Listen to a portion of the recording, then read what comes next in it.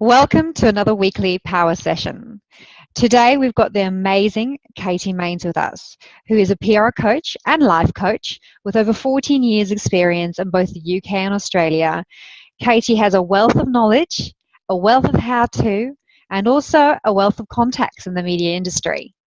Today, Katie's going to be discussing with us 5 ways to be featured in a major online publication. Welcome, Katie. Thank you, Claire. Oh, thank you for a lovely intro. It's great to be here. Well, thanks for coming and having a chat with us today. And, you know, we're all intrigued by online publications and media. And as small business, you know, sometimes it's hard to think that we could ever actually be in those online publications. So we are, you know, really grateful that you're here with us today and going to share some of what you know with us. My pleasure. No, it's great to be here. Fantastic. So, if you want to start with the 5 ways that you're going to be showing us how to get into these major online publications, away you go. Definitely. No, that's great. Well, I thought what I'd start with actually is just a really brief intro into what public relations is, because I'm always asked, and there's such a blurry line these days between marketing and PR, and I'll be going into this in a lot more detail in the masterclass, but just the best explanation or description of PR that I like to give, and it's what I was given in university, is the effective communication between an organisation and its public. Now, back when I was at uni, I hate to admit that that was 15 years ago because it shows my age, but it was a lot simpler back then. In fact, I think I had a 101 course to how to use the internet, and now things have just changed obviously tenfold. But with the introduction of digital media, that being the biggest, it really has meant that PR has shifted focus so much. But the one thing that hasn't changed, and the thing that I'll be focusing on today and I'll be focusing on in the masterclass, is that it's looking at PR and using PR through the media and getting your stories out through the media, getting your messages out through the media. And when I'm talking about media, I'm talking about the traditional media. Today, we're going to look at online publications, but we'll be going into greater detail and looking at obviously print, radio and TV during the masterclass. But what I'm saying, I guess, that in regards to these changes is just that it complicates things so much more, but it also makes them so much more exciting and creates so many more opportunities for you to get your name out there. And it's my biggest passion, really. It's about, I know that everyone has these amazing stories, and I just want to help you get them out there and realize that it doesn't have to be that hard and it doesn't have to be that scary. And I think half the battle is just finding the courage to be yourself, to realize that you do have a really great, unique story to tell. And then once you've got that and you've got the confidence to go out there, it's actually, you can break it down to be an easy process. So that's what I hope to do today. So when we're looking at PR, as I said, obviously there's a whole range of different areas of PR. And we're going to focus on media relations. And probably the easiest way to explain media relations and the difference between marketing, advertising, etc., is if you pick up a magazine and you look through the contents of the magazine, you'll distinctly see that there'll be ads in there, full page ads. So that's obviously advertising. We all know that's advertising, but that's paid marketing. So the company that's got that ad in there has paid for it to be exactly the way that it is, with their messages completely the way that they want them to be. You'll then flick through further and you'll see articles, but these articles might have at the top paid advertorial or paid feature or something along those lines. Marketing again, because that is the organisation has basically put that article together with help from the publication, but it's paid for. But when you go through and you find those feature articles, which should be the majority of the magazine if it's a good one, they're predominantly generated through PR. So that's where an organisation or a person has gone about and put together a media release, they've sent it through, and then the journalist has put the story, they've written the story, but they've written it or they've come up with the idea through the media release. So that, to me, is one of the easiest ways to explain it. I hope that makes it clear. Yeah. But what we're going to do today, as I said, is focus more on online publications. And we're going to focus on feature pieces, or they can be called contributor pieces, or in the olden days, and still now in regards to newsletters, they're called opinion pieces. Now, the great thing about these pieces is that you have control over them because you're writing them.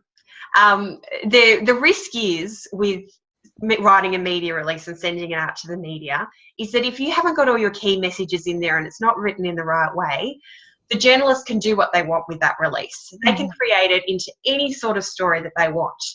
And a lot of the time that it works well if you've got a good relationship with a journalist, and as I said, you've got all the right messages in there, and in your interview you provide all of the right pieces of information. Usually it's all okay, but it's out of your control at the end of the day. They'll publish what they want to publish, and I see this with work. I've worked for a medical research institute, and it's really important with the scientists because they're telling these really important health stories, and so often, they can be complicated or confused, and it changes the whole story. So it's something to be really mindful of, but this is why I love feature pieces, because you write the content, you write the story, and the credibility is still there because it's shown on another source. It's not on your website, it's on another website, and it's just, I'm biased in regards to PR, but I love it because it really has such a great, it can really influence people. But as I said, it really builds your credibility. So let's go back. Sorry, I like to ramble when I talk about PR. The feature piece. And what I'm going to do today, I'm going to talk about 5 tips on how you can have a feature piece published. Yep. And I thought that what we'd do, Claire, because obviously we worked together when you were launching. So I thought we'd look at your Huffington Post piece and use that as an example.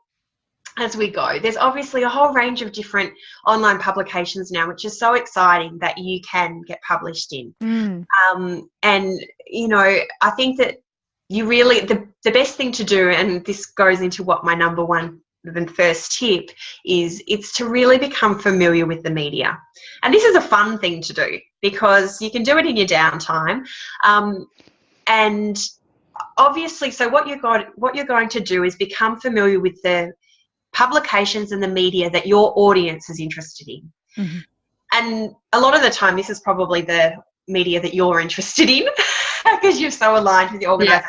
But it's what it is, it's having a look, it's putting a list together of those publications that you love but also that you would absolutely love to be featured in. And then it's really taking notice of these publications. So not just as the reader and consuming the stories, but looking at who's writing the stories. What are those articles about? Is there a particular tone or style that they use? Because there always will be. Is there a particular way, so with the style, that they only do one particular type of article, and that could be how-tos, or they only do really in-depth personal feature pieces. So keep this in mind, have a look, and this will give you a really clear understanding of what publication you want to be featured in. And then while you're doing that, just as I said, you're writing the piece, so you're sort of not worried at this point about who the different journalists are, but just keep an eye on sort of what sort of people are writing for these publication and if you fit into this. So the Huff post, I think, Claire, you would agree, was pretty easy. I think when I asked you what is a publication that you'd like to be featured in, that was one of the first ones that you said. And that makes perfect sense because that's where your audience is. And it's such a it's a beautiful publication, and it has really the stories there, they're really helpful, but they're in depth and they're so relevant to obviously the motivated mummy community. So with that, so that was obviously the first step with us that we discussed the certain sorts of publications, and we had a discussion about the publications that you would like to get into via sort of a media release and that sort of channel, news ones, but this is when we were talking about actual feature articles, and let's look at some feature articles we could write and where they would go. So we decided on the HuffPost, and once you decide on that publication and you become sort of familiar with them, what you'll find is that most of them will have a submission. They'll have some sort of page that you can go to which has a submission criteria. So head to that, have a look, and you sometimes have to search a bit behind the scenes, but have a look and you'll find that page, and on that page it will have really detailed information of what they require for a submission. So in regards to how long it should be and exactly who you need to send it to and whether or not you should send it in what sort of format, etc. And make sure you just stick to those rules, because they receive so many submissions that as soon as they receive one that doesn't fit their criteria, it's just out. Straight to delete, straight to the junk file. So keep that in mind. And the other thing that you will find, I know with the HuffPost, because it's such a popular publication, that you'll even find bloggers have put together pieces on how to submit, how to write a piece for them and submit an article. So all of that helps, and you'll sort of be able to piece a lot of information together. But what you have to keep in mind is that the media is constantly changing.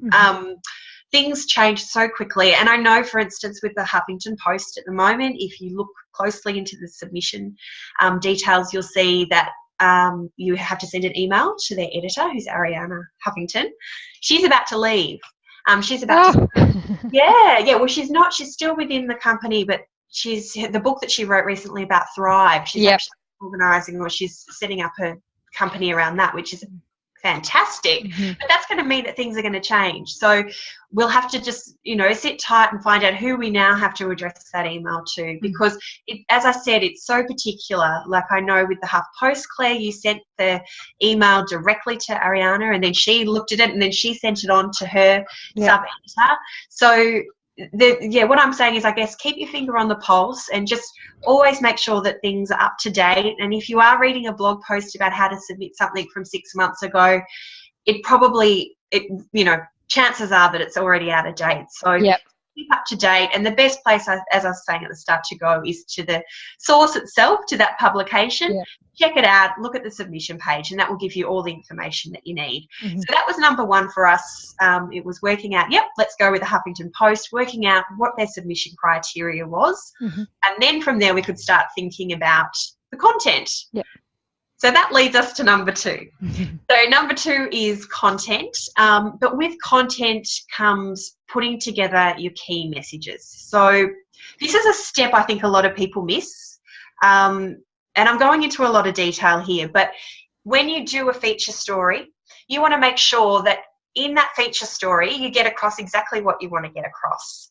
And if you haven't put your key messages down on paper and worked out what they are, you could put this amazing article together, but at the end of the day, it mightn't communicate what you want it to communicate to your audience. And you're really not going to get that many opportunities. This is one shot that you've got. So let's make sure that you've got all the right messages in there. It's got exactly what you want it to say. So that's what I advise you to do next, to step two, to put those key messages together, but then really start thinking about the content, because if you don't have great content, you won't get the story published. But as I believe, everyone has amazing content within. It's just a matter of really taking some time to think about it. Think about what your audience want to hear from you and what you can give them. What is that expertise that you can give them, or what are those amazing nuggets of information that you've acquired through your experience? So Claire, that once again was pretty easy for you, wasn't it? Because I've got like a million stories to tell. You do, which is awesome. Yeah, I mean, the kind of key messages and what I wanted to get across was easy, but having worked with me, given the time frames I have and given how busy I am, I've got all this content up here, and I need to just kind of go, Katie, this is what I need, or this is my message, and just go, bullet point, and this is where you're amazing, and you know my message and what I want to do and what I want to achieve. That you come up with this, beautiful story that covers everything that I want to cover, and I know for a couple of pieces you did that for me, just because given the time frames, and I am extremely busy. But key messages, it's absolutely key. I mean, even when you booked for the interview for the newspapers, that's what they just were trying to drill out of me was, there's all this information, but the way they asked questions was like bang, bang, bang, bang. And they wanted, there's certain information that they wanted from me. Yeah. So, it's really important that if you do get to that point where, you are going to be interviewed, or whether it's on the phone or in person or for TV, that it wasn't just a story that you made up, or wasn't just a story that thought was quite nice, is that you are very clear on your message, because when you do get questioned, you have to give an answer.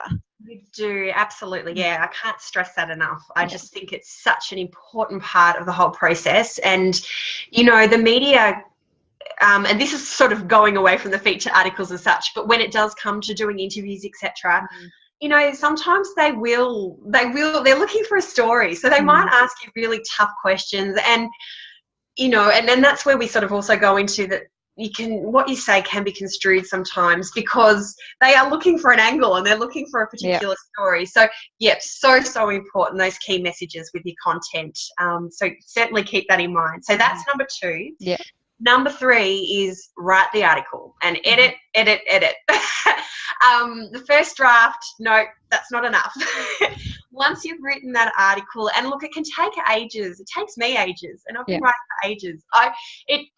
Because it doesn't take so long to put it on paper and to start it out and write it, but often I'll get and look at that first draft and think, no, this is not good enough, or I can do better than this, or I pass it on to someone else and they say, I think you can do better than this. So be brave, but sometimes it's really brave, especially when you're writing about personal things, or you're writing about something so passionate about your business. It's so means so much to you, and it's so it's personal. So write it, but just be brave enough to hand it on to someone else or a few different people to look at, get their opinions, but really have them look at it, to proofread it. And when you get them to look at it, just ask them, what did you get out of it? Because if they come back to you and your key messages aren't, the messages that you want to portray, they haven't actually got that out of the article, then maybe it's worth having another look, and then just making sure that that they're incorporated again. But definitely this, I'm just saying, this is the next step, write and edit, but it really, actually, it's not as simple as that. It often does take you quite some time, so be prepared for that. Make sure that you put enough time aside to do it, and get people to help you. That's, I think, the best thing to do. But definitely make sure that there's no typos in there, and that it's right to go. Because once again, journos are basically inundated with submissions. So if there's any typos or anything that's sort of out of whack, as soon as I look at it, it will be best to go. So really, really important. So all right, so we've got our article written, and then we move on to number 4, and this is about making it easy for the journo. So you might not be at the stage yet where you have a media page set up on your website, and not everyone chooses to have that. But if you don't have that, so that's for instance, when you look at someone's site, they've actually got a dedicated site to the media, and on that site they'll have, if they've been featured before, they'll have sort of logos of where they've been featured, and a little sort of description of where they have them and what areas they specialise in, and a really sort of professional bio. And it's that page, I guess, is about making it, as I said, easy for the media. So it's about them not having to do any work. It's about that they're so stretched, and this is another thing that's changed. I could talk about it for years, but it's changed so much since I started out in PR, is that there's less journos. They just don't have time. They just need everything at their fingertips. And if they have to go searching for information on you because it's not easily available, then once again, they probably will move on to the next story. So if you don't have a media page, which is absolutely fine, as I said, not everyone chooses to have them, it's really important to have professional photos ready. So you can just easily send those through, because usually with the feature pieces, they like to have a shot of you, which I know with the HuffPost, Claire, they wanted, and that was really timely because you just had your shots done. And also a professional bio. I know that, you'll definitely have information on your website on the About page, but if you've got something separate that you can send through, that often really helps. As I said, it's just all about making it really, really easy for the journalist, so the information's at hand. So that's number 4. Okay, so basically we've got the article, you've got the photos on hand, it's all ready to go. the next thing is obviously to submit the article. Yeah. So you go back to that submission page and you look at exactly what you have to do. I know with the HuffPost, as I said, Claire sent it herself. It's better if it comes from you. And just had a really short email to Ariana just to make it really simple for her, with a little bit of a description about what the article was about. And then you put it in the body of the email. So you attached it, but you also had the story in the body of the email, and that makes it easy. So I know that sounds ridiculous that a journalist doesn't have time to actually open a document, but they don't. So it's just about, as I said, making it really simple.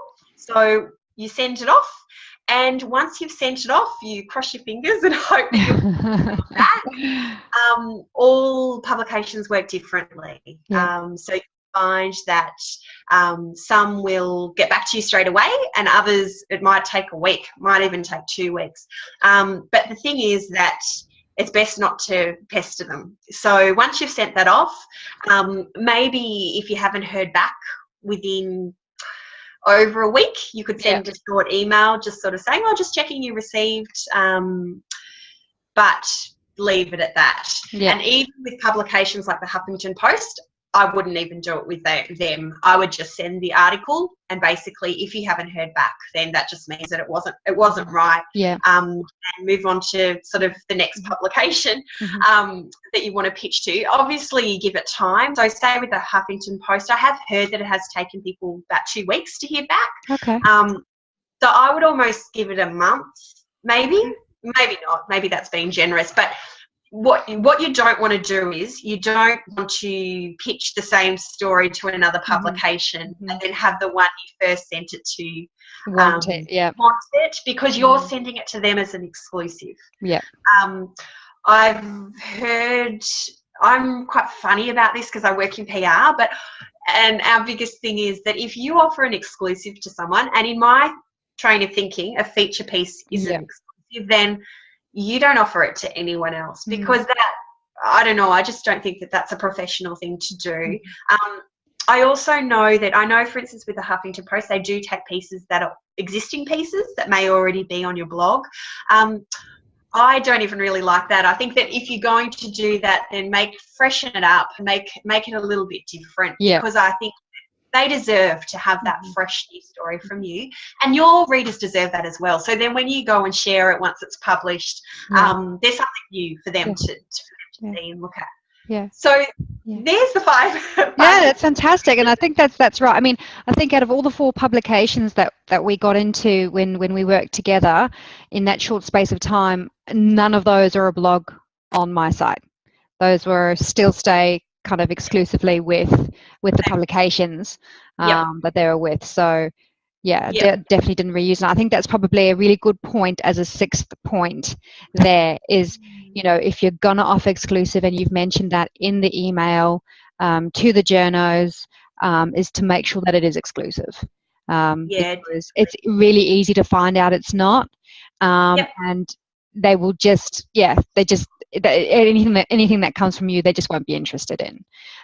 So and like you say, it is a small world with the journos. There's not a huge amount of them out there, so you want to make sure that you're on the good side. Absolutely, you do, because you want to have repetitive pieces. You want to become a regular in those publications. The biggest thing, as I've said, the whole way through, is just to build a good relationship with a journo, is basically just to make it easy for them. Absolutely. Make life easy for them, and that just goes with having all the right information to hand, having a great story obviously is number one, but also just following the right protocols. So if they've got particular criteria that you need to go by to send for the submission, stick by it. And then it's always nice just to send them a thank you once they publish it, if they do, which is wonderful. But then, that's it. Don't pester them. They're busy. They just need, the information they ask basically from you, and leave it at that. But one thing I did want to say is, don't be disheartened if it's not published. It's actually really hard to get published. I know that I was saying at the start that it's a simple process, yet, you have to be open to sending out your story to a lot of publications. And, you know, sometimes it's just not right. Like sometimes they might just be looking for a different angle, or that particular story doesn't really suit them. Or they've had something similar already, or... Exactly, that's right. They've published something similar a few weeks before. So don't be disheartened by that. Keep going. Send it off to another one. Write another story. It's just a matter of trialing and you know, and that feeling when it is published. Absolutely amazing. So it is. I know it can be disheartening because I've spent a lot of time pitching stories in, you know, and a lot of them don't come into fruition because, as we said, it's just the way that it works. But when they do, it's an amazing feeling, and it's just great. It's such a great thing to be able to share with your audience, and it's also a great way to be able to promote your message to a new audience. Yeah, that's fantastic. That's brilliant. Well, that's great. Well, thank you so much for being on our power session. No worries. And I'm so looking forward to the members masterclass next week, which will be fantastic. And you know, it's, you know, if anyone, you know, is interested in a little bit more about PR and wants to have a chat with Katie, please do contact her. Her details will be below the video. She's obviously got a lot of knowledge to share, and as Katie's mentioned, we work together in a very short space of time with very tight deadlines, and you know, we hit 4 publications, which was fantastic, both online and offline. So you know, that was absolutely brilliant, and as Katie says, it's a great feeling when you see yourself published, whether it's the actual newspaper, the physical newspaper, and I'm like, oh, there we are, or whether it's online. And you know, it is fantastic, and it is really good for business, and really kind of putting you, you know, ahead in your niche, and showing that sort of like authority figure, so which is fantastic. But Katie, thanks so much for your time, and like I said, we look forward to the members masterclass next week. No worries, I'm looking forward to it too. Thanks, Claire. Cheers, bye.